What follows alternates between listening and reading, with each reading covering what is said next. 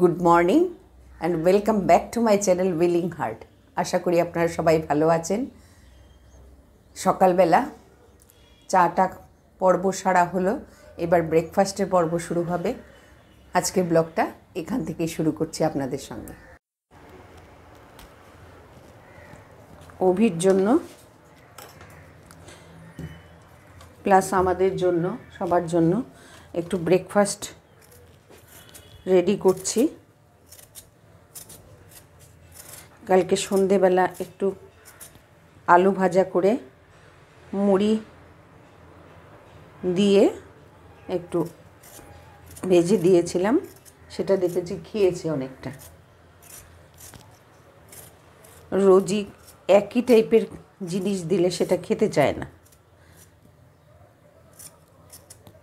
দেখি আজকে এবার একটু চিড়ের পোলাও টাইপের করে দিই, খায় কি না। এখনও ওঠেননি উনি।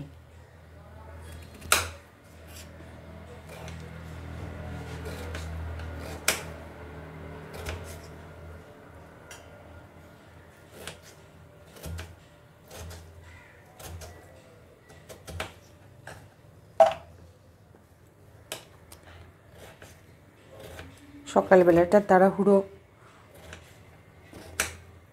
করি যাতে ও ওঠার আগে ওর ব্রেকফাস্টটা রেডি করে নিতে পারি, আমাদেরও ব্রেকফাস্টটা গুছিয়ে নিতে পারি।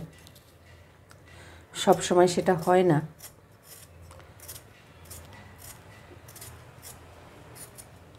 গরমকালে তো ঘুম ভেঙে যায়, কিন্তু শীতকালটায় এই আড়ষ্টতাটা কাটতেই চায় না।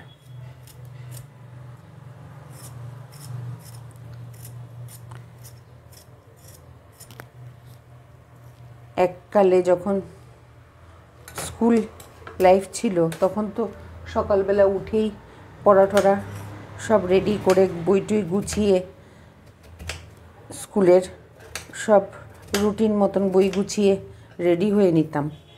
এখন সব সেগুলো দীর্ঘ বছরের চর্চা নেই বলে অনভ্যাসে বিদ্যার হ্রাস পায়। সেই বিদ্যাটাও চলে গেছে। প্লাস আমার মনে হয় যেটা শীতকালে ভীষণ জুবুথুবু ভাবটা থাকে। আপনাদেরও হয় কি না বলবেন। আমার তো অন্তত জুবুথুবু ভাবটা খুব লাগে।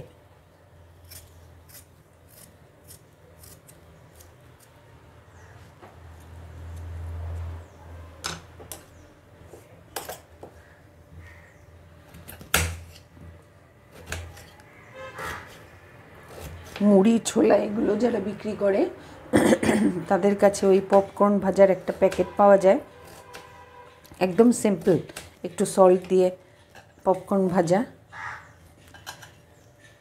সেগুলো একটা আনি, কারণ অভিবাবুর খুব প্রিয় পপকর্ন খাওয়া।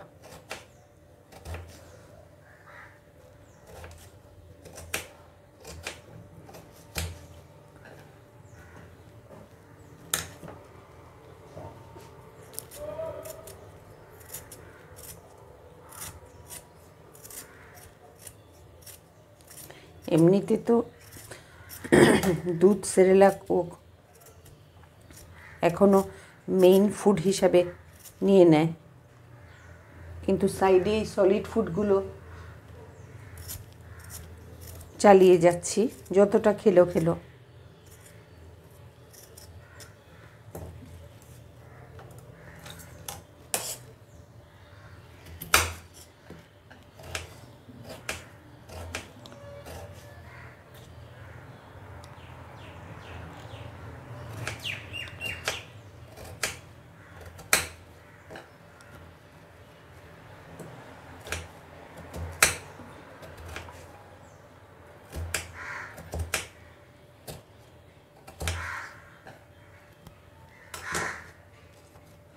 আগে যখন ছোটোবেলায় গান শিখতাম, তখন তো সকালবেলা উঠে গানটা সরগমটা নিয়ে একটু বসতে হতো, একটু রেয়াজ করতে হতো। মাস্টারমশাই এসে ধরতো পড়া। এখন তো সব সেই ভোরবেলা ওঠা, এগুলো সব অতীত।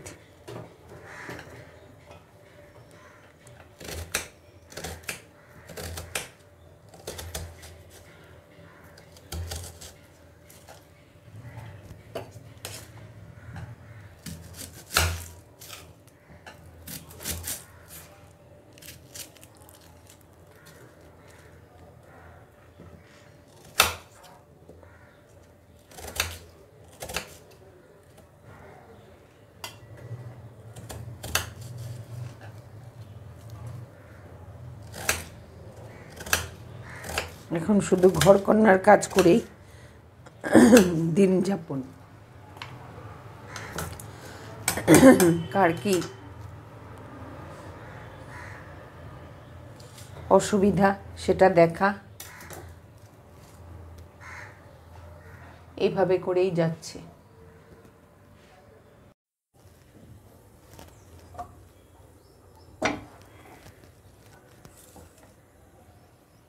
আলুটা এতটা লাগবে না, একসঙ্গে ভাজা করে নিচ্ছি পেঁয়াজ দিয়ে।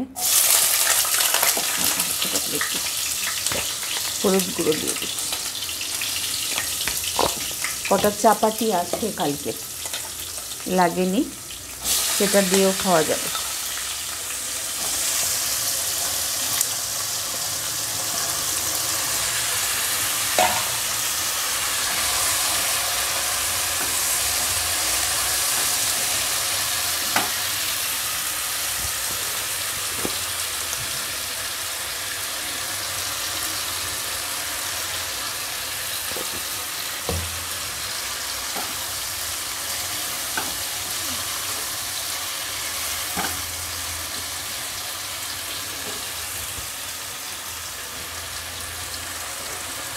ঢেকে দিই, হয়ে যাক, তারপরে এটা মিক্স করব। বাড়িতে একটা অডিও রেকর্ড প্লেয়ার ছিল, সেটাতে গান শোনার জন্য আমি অনেকগুলো সিডি কালেকশন করেছিলাম। সেই শ্যামবাজারে গিয়ে আমি নিয়ে আসতাম পছন্দ করে করে। শ্যামবাজার পাঁচমাথার মোড়ে এগুলো পাওয়া যেত, এখনও আছে দোকানগুলো। কিন্তু ওই অডিও প্লেয়ারটা আমার জবের থেকে বেশ কবার খারাপ হয়েছে। খুবই সিম্পল একটা ছিল, জবের থেকে খারাপ হয়েছে, তখন থেকে আমার এই অডিও ক্যাসেটগুলো এক গোছা সেগুলো পড়ে রয়েছে। সেগুলো আমি আর কোনো কাজেই লাগাতে পারি না, প্লাস এখন আর সেই এনার্জিও থাকে না এগুলো খুঁজে খুঁজে বের করে গান শোনা। ওই মোবাইলে যখন যেটুকু সময় পাই সেটা শোনা হয়ে যায়। এখন তো খুবই সহজ, ইউটিউব সার্চ করো, ওয়াইটি মিউজিকে যাও, সেটা শুনেই আমার কাজ হয়ে যায়।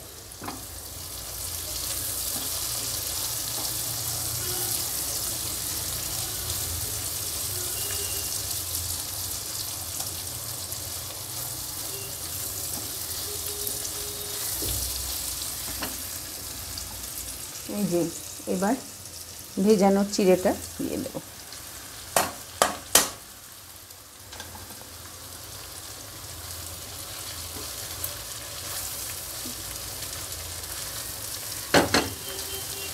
এখনকার চিড়ের এই প্যাকেটগুলোতে লেখা থাকে পোহা, আপনারাও নিশ্চয়ই লক্ষ্য করেছেন।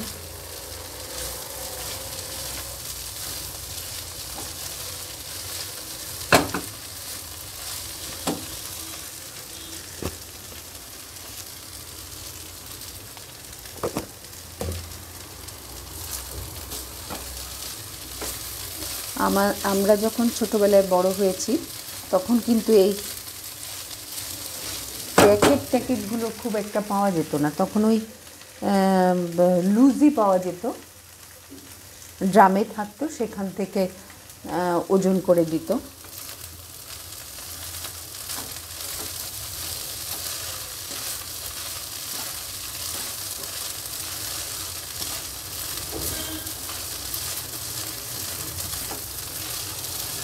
এখন প্যাকেট হওয়াতে ভালো হয়েছে, খুব ফ্রেশ থাকে, নোংরা টোংরা থাকে না, এগুলো একটা ভালো দিক। রেডি। 1-2 দিন আগেই ইউটিউব স্ক্রল করতে গিয়ে দেখেছি অনেকেই গরিব দুঃখী মানুষকে শীত বস্ত্র দিচ্ছে, জামা কাপড় কিনে দিচ্ছে, এগুলো দেখে খুব ভালো লাগে। শুধুমাত্রই নিজেদের জন্য করব, যারা গরিব দুঃখী তারা এই শীতকালটায় বাইরে ফুটপাতে শুয়ে কোনো মতে করে কাটায়, প্রতি বছরই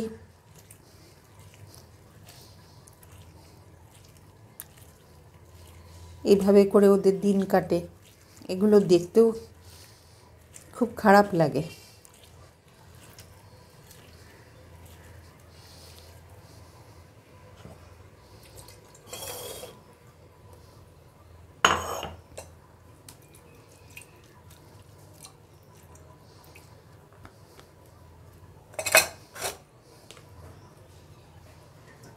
হয়ে গেল লেমন জুস। ওটা ওয়াশিং মেশিনে কাপড় দিয়ে নিই।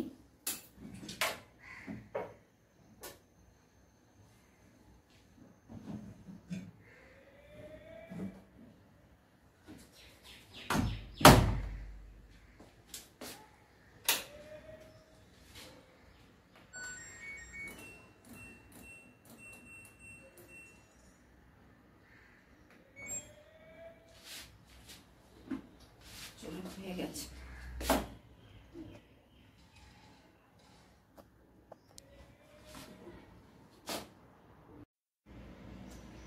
বাঁধাকপি হবে লাঞ্চে ডিনারে, দুটোর জন্যই কেটে নিচ্ছি।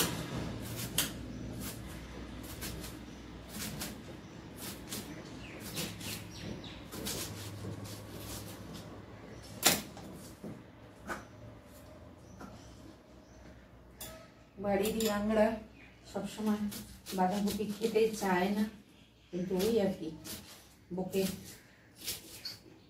খাওয়ানো, খাও, সব কিছুই খেতে হয়।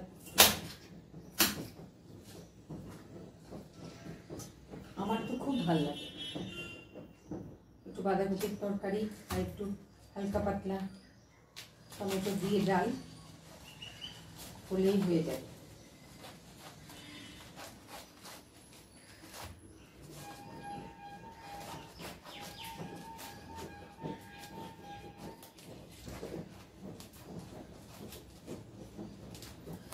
কেটে যাচ্ছে হাতটা।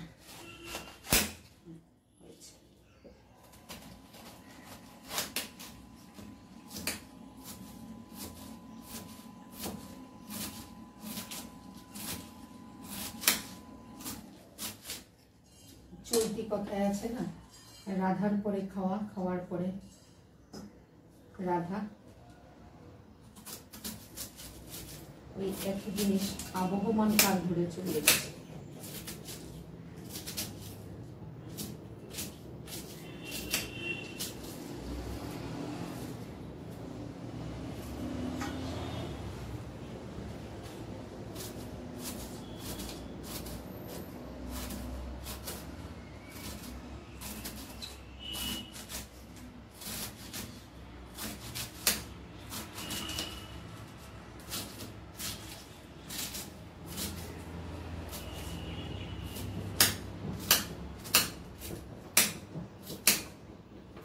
শীতটা একটু চলে গেলে অনেকগুলো নাইফ, আমার একটা বটি আছে, সেটা সবগুলো নিয়ে একটু যাব, দিয়ে আসবো। এগুলোকে ধার দিতে হবে।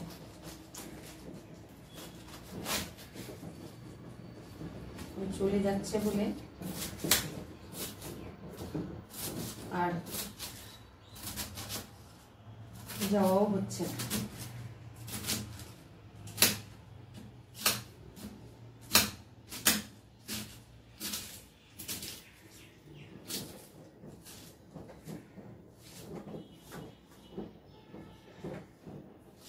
অসময়ে বাঁধাকপি একটু পাতাগুলো রেখে দিল, সেগুলো বাটা খাওয়া যায়। একটু সেদ্ধ করে নিতে হয়, এখন তো সিজনের জিনিস, সেদ্ধ টেদ্ধ করার কোনো বালাই নেই।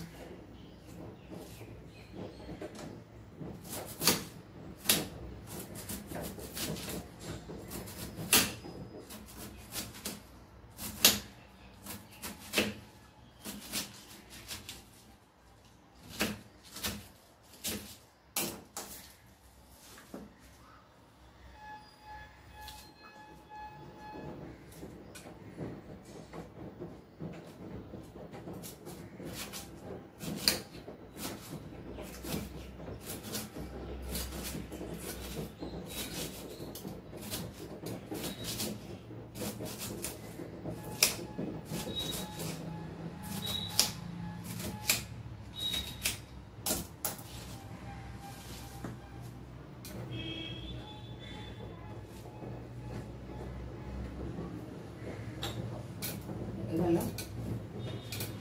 এরপর